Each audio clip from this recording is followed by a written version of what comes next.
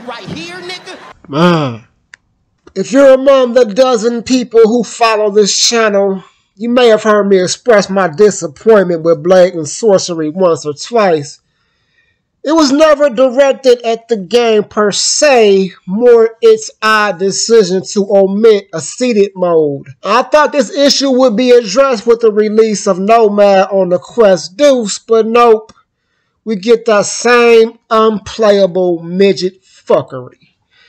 Now, if you're a blatant sorcery fanboy, you might be saying, why do you even want to play the game sitting down? It's meant to be played standing up. You won't be able to fully enjoy it that way. And I say because I don't want to play this shit while I'm high and I'm standing up. Plus, it's my business, so mind your business. I digress. Determined to give this game a real chance to see what I really think about it, I took my time and I figured out a workaround, which I may reveal at some point. Y'all probably already know what it is. It ain't that hard to find, but whatever.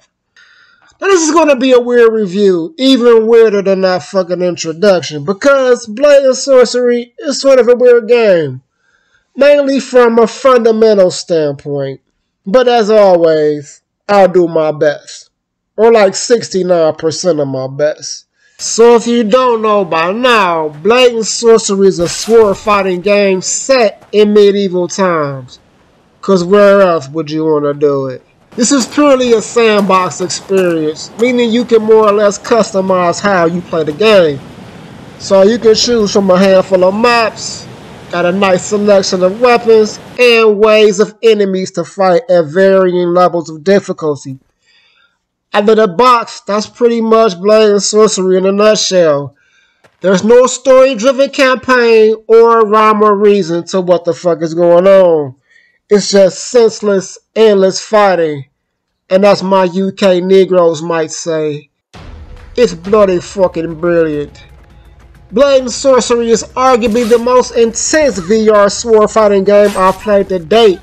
And I've played some good ones, including Swordsman, which I just recently reviewed here on the channel. I imagine the fine-tuned physics play a role, but for me, I think it's more the intensity of the AI that really brings out the best in this game. I mean, these cats be on your head, and they're presented extremely well in handicap battles. Not merely a strength in numbers kind of thing, but how they strategically corner you, challenging you to stay on your peripherals and cues or catch them in the back of the skull. Other physics-friendly games like Boneworks, Bone Labs, and even Hard Justice could learn a thing or two from this AI setup. And the fact that you have one-on-one battles that are equally as intense as these handicap battles proves just how well Blatant Sorcery handles the AI. And at this point, I really haven't even gone past medium difficulty. So I imagine this shit gets pretty fucking insane once you start going up the ladder. The core of Blatant Sorcery won me all the way over. But make no mistake about it, the main draw here is mod support. There are literally hundreds of Blatant Sorcery mods out in the wild. And since this game has been out for damn near 4 years now, the mod support system is arguably optimized better than any other VR game on the market.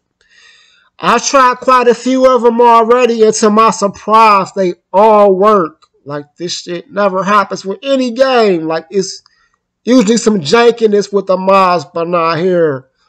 Furthermore, they're super easy to set up and get running, which again can't necessarily be said for a game that's been out nearly as long, like Boneworks, for example.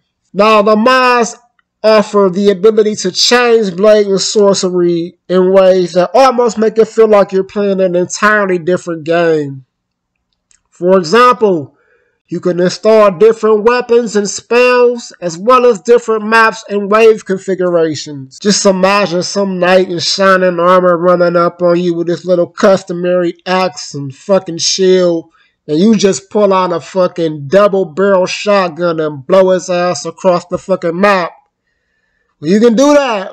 Or you can zip to the other side of the map like Goku or some instant transmission shit. All this and more is possible in the modded world of Blade and Sorcery. I haven't even scratched the surface. I'm really just starting to get my hands into this shit. Like, I haven't even played them in the mods you might see on top 10 recommended mod lists or must-have Blade and Sorcery mods. I haven't even fucked with them of those. I'm just trying my own shit, seeing what I think look interesting and seeing how they work. So far, so good. I've done a complete 180 on this game. I've given Blade and Sorcery its just due flowers, as the kids might say. But that doesn't mean I can't demand and expect more from this game. I mean, as dope as it is, I should be able to expect that, have that kind of standard. So the fact that there is no story mode or anything to do beyond wave-based fighting is almost criminal. Now, to be fair, I like to think we'll see some of these issues or additions addressed in the official release. That's if this game ever makes it out of early access mode, which is another weird element of a game that's been so highly touted and on these VR streets for the amount of time that it has been.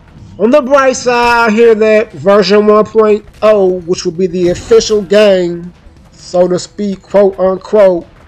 So perhaps we'll see that with all the customary bells and whistles in the very near future. All in all, I must say Blade and Sorcery is a must-play experience for fans of action-packed, ultra-violent VR games.